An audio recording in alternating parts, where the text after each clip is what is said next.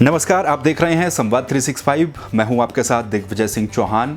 4 मार्च 2020 का दिन, जब गैरसैंण में उत्तराखंड सरकार का बजट सत्र चल रहा था, एक साल पहले की बात है। उस बजट सत्र में मुख्यमंत्री त्रिवेंद्र सिंह रावत ने एक घोषणा करके सभी को लगभग चौंका सा दिया था। इस स्टेप को मास्टर स्ट्रोक भी कहा जा रहा था।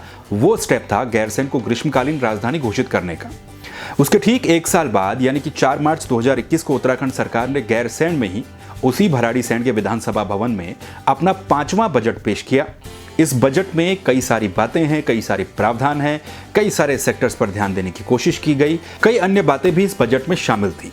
लेकिन इसके अलावा इसी गैरसैंण में, इसी भराड़ीसैंण विधानसभा भवन में शाम को एक रंगारंग कार्यक्रम का आयोजन किया गया, जिसमें सांस्कृतिक कार्यक्रम हुए। इस दौरान गैरसैंण को ग्रीष्मकालीन राजधानी घोषित करने के 1 वर्ष के उपलक्ष्य में 1100 दीपक जलाए गए। तो दीपावली सा नज़ारा गैरसैंण में था। तस्वीरें आप देख सकते हैं किस तरह से गैरसैंण में जब 2021-22 का बजट पेश हुआ तो उस शाम को वहां पर सांस्कृतिक संध्या का आयोजन किया गया और दीपक भी जलाए गए। एक त्योहार के तौर पर इसे मनाया गया, दीपोत्सव के तौर पर इसे मनाया गया, क्योंकि मौका था गैरसैंण में ग्रीष्मकालीन राजधानी घोषित हुए 1 साल होने का। लेकिन इससे पहले दिन भर क्या क्या हुआ? इससे पहले उत्तराखंड सरकार ने अपना बजट पेश किया। उत्तराखंड सरकार का ये 5वां बजट है, कार्यकाल का आखिरी पूर्ण बजट है और इस बजट में कई प्रावधान थे। लेकिन इसके अलावा मुख्यमंत्री ने कुछ और घोषणाएं भी वहां पर की है, जो कि सभी का ध्यान अपनी तरफ खींच रही हैं। घोषणा नंबर 1, गैरसैंण को उत्तराखंड सरकार ने एक मंडल यानी कि कमिश्नरी घोषित किया है।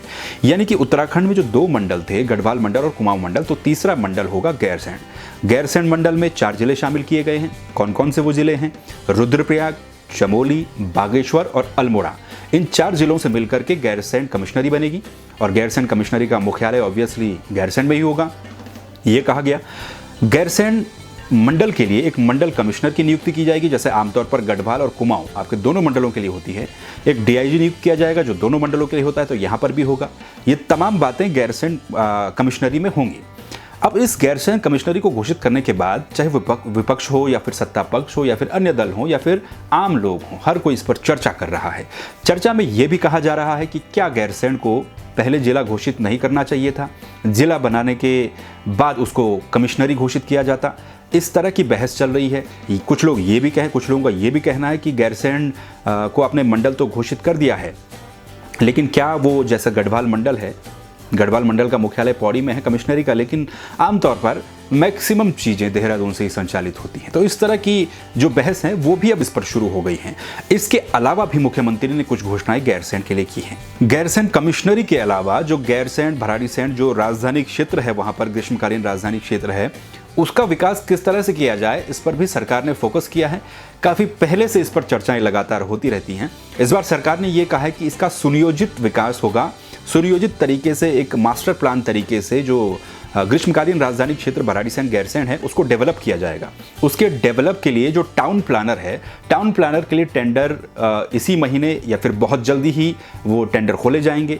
तो ये भी एक महत्वपूर्ण घोषणा रही है इस ग्रीष्मकालीन सत्र के दौरान। तीसरी जो महत्वपूर्ण घोषणा थी ग्रीष्मकालीन राजधानी गैरसैंण के लिए, तो ग्रीष्मकालीन राजधानी गैरसैंण का जो परिसर है उसके चारों तरफ फलदार पौधे लगाए जाएंगे। फलदार वृक्षों को लगाने के लिए भी मुख्यमंत्री ने घोषणा की है। इनकी संख्या करीब 20,000 है, यानी कि 20,000 जो फलदार पौधे हैं उनको लगाया जाएगा। साथ ही एक खाद्य प्रसंस्करण यूनिट को भी वहां पर स्थापित किया जाएगा, ताकि इस क्षेत्र में भी क्षेत्र का विकास हो सके और एक प्लान तरीके से गैरसैंण को डेवलप किया जाए। तो ये एक और बड़ी घोषणा थी। तो इसके अलावा अगर हम बात करें तो जो नई नगर पंचायतें बनाई गई हैं, उन नई नगर पंचायतों के लिए मुख्यमंत्री त्रिवेंद्र सिंह रावत ने 1-1 करोड़ रुपए की घोषणा की है। 1-1 करोड़ रुपए से उनका जो इंफ्रास्ट्रक्चर होगा उसको वहां पर डेवलप किया जाएगा। तो ये भी एक महत्वपूर्ण घोषणा रही है। सरकार ने इस पर भी फोकस करने की कोशिश की है। इसके अलावा बजट सत्र के दौरान मुख्यमंत्री त्रिवेंद्र सिंह रावत ने एक और घोषणा की, जिसमें यह कहा गया कि राज्य के जो महाविद्यालय हैं उन महाविद्यालयों को 20-20 कंप्यूटर दिए जाएंगे, ताकि वहां पर अच्छे ढंग से उनका उपयोग हो सके और शिक्षा के क्षेत्र में हम बेहतर तकनीकी का इस्तेमाल कर सकें। तो यानी कि कुल मिलाकर 2021-22 का बजट तो सरकार ने जारी किया ही है। 2021-22 के बजट में कई तरह के प्रावधान तो किए ही हैं। एक बार फिर से, क्योंकि अगले साल चुनाव भी है, ऐसे में इस चीज़ को लेकर भी चर्चा अब तेज हो गई है कि क्या अगले साल चुनाव है, तो इसीलिए गैरसैंण में कुछ और बड़ी घोषणाएं कर दी गई हैं। लेकिन बहरहाल गैरसैंण पर फोकस करने की कोशिश एक बार फिर से देखने को मिली है। इस बजट सत्र के दौरान जो घोषणाएं हुई हैं उनसे ये भी अंदाज़ा लगाया जा सकता है कि सरकार गैरसैंण को लेकर थोड़ी सी संवेदनशील भी नजर आ रही है, क्योंकि पिछली बार जब गैरसैंण में विधानसभा का सत्र आयोजित किया गया था तो उस वक्त मुख्यमंत्री त्रिवेंद्र सिंह रावत ने गैरसैंण को ग्रीष्मकालीन राजधानी घोषित करने की मांग की थी। अब देखना यह है कि किस तरह से गैरसैंण के लिए जो घोषणाएं की हैं वो पूरी होती हैं, किस तरह से खास तौर पर मुख्य बात इसमें जो कमिश्नरी की बात कही गई है, मंडल बनाने की बात कही गई है, वो मंडल किस तरह से स्थापित होगा। क्या जिस तरह से कहा जा रहा है कि पौड़ी भी एक मंडल मुख्यालय है लेकिन उस तरह से वहाँ पर चीज़ें नहीं हैं, तो क्या गैरसैंण में वो चीज़ें हो पाएंगी। और बिना जिला बनाए कमिश्नरी घोषित करना, क्या इस पर विपक्ष अब लगातार सरकार पर हमला करेगा या फिर विपक्ष किस तरह के बयान इस पर देगा, ये तमाम देखने वाली बातें होंगी। लेकिन बहरहाल एक साल पूरा होने पर दीपोत्सव मनाया गया, बजट सरकार ने पेश कर दिया, गैरसैंण को मंडल घोषित कर दिया। इन तमाम बातों पर आप क्या सोचते हैं, बजट पर आपकी क्या राय है, आप कमेंट सेक्शन में हमें बता सकते हैं। इस वीडियो को लाइक कीजिए, शेयर कीजिए अगर पसंद आया, और चैनल को सब्सक्राइब जरूर कीजिए। संवाद 365 देखते रहिए। फिर मिलेंगे। नमस्कार।